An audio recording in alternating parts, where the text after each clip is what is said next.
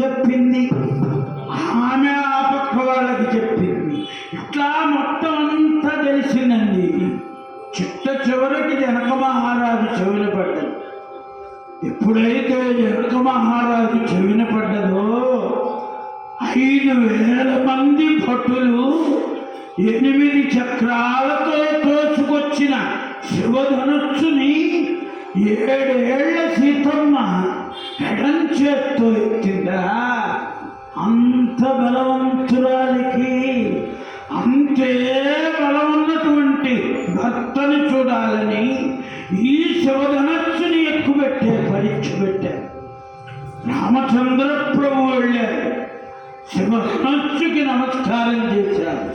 నమస్తేస్తు భగవాన్ విశ్వేశ్వరాయ మహాదేవాయ త్రయంబకాయ త్రిపురాంతకాయ త్రికాగ్నికాలాయ కాలాగ్నిరుద్రాయ నీలకంఠాయ మృత్యుంజయాయ సర్వేశ్వరాయ శ్రీ సదాశివాయ శ్రీమన్మహాదేవాయ నమః అని ఒక్కసారి ఆ శివధనస్సుని నమస్కారం చేసి త్రిప్రదక్షిణ నమస్కారం చేసి రామచంద్ర ప్రభువు ఎడం చేత్తో ఆ శివధనస్సుని పైకెత్తి ఒక్కసారి ఆ వెంటి నారిని తీసి ఆ పైనున్న ధనస్సుకి పెట్టి ఎక్కుపెట్టబోతుంటే ఆ వెంటి నారిని తీసి పైన ఉన్న కొక్కానికి తగిలించబోతుంటే విల్లు గుండెలు గల్లు మనీయే గుమిల్లు మనీయే గుండెండ్రుకులకు జల్లు మనీయే జానకి దేహము నయము భయము విస్మయము గదురా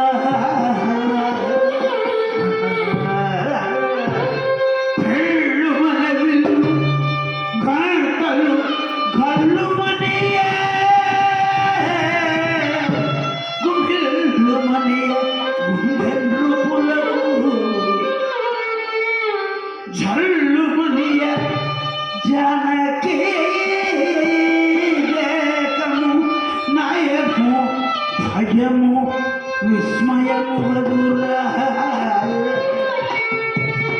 ఇప్పుడైతే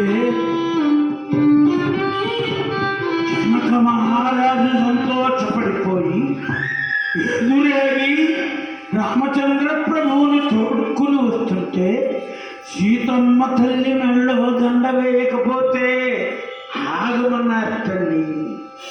అందుకే రామచరిత్ర చదవాలన్న నిర్వీర్యము ఈ ఉర్వీతలమా, క్షత్రియ జాతిలో వీరుడే లేడా అంటే వెళ్ళాను. కానీ మా పెళ్లి చేసుకోవాలంటే మా నాన్నగారి ఇష్టం తెలియజేయాలి, మా నాన్నగారి కబురు చేయండి అన్నారు. జనక మహారాజు అయోధ్యకి కబురు చేస్తే 4 రోజులు పట్టింది తల్లి. 4 రోజులు కబురు పెడితే క్షత్రియులలో స్త్రీలంతా అక్కడే ఉంటారు.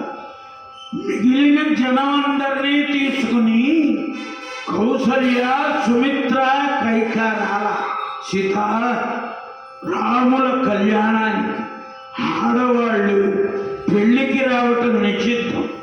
అందుకని దశరథ మహారాజు సర్వ సైన్యంతో బయలుదేరి అయోధ్యలా పట్టణం చేరితే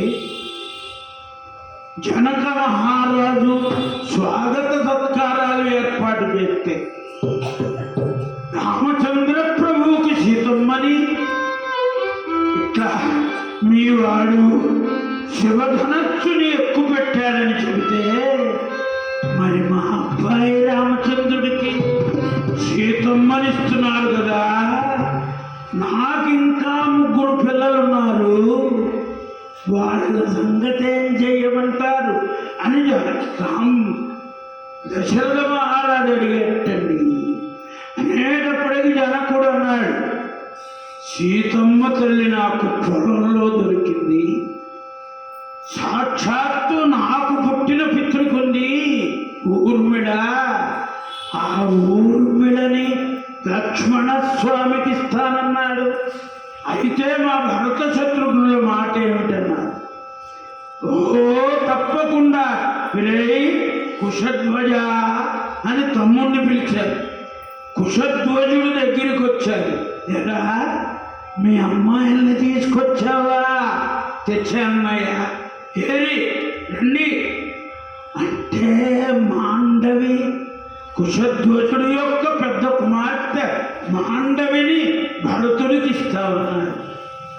శృతకీర్తిని శత్రుఘ్నుడికి ఇస్తామన్నారు. ఇంకా మీ దగ్గర అబ్బాయిలు ఉన్నారా చెప్పండి అన్నట్ట జనక మహారాజు. అదే లేరండి. అయితే మా దగ్గర లేరన్నారు. మంచి శుభముహూర్తంలో ఆనందనామ సంవత్సరం వైశాఖ మాసం చైత్రశుద్ధ నవమి సీతా కళ్యాణం జరిగిన రోజు కాదు, రామచంద్ర ప్రభు పుట్టినరోజు.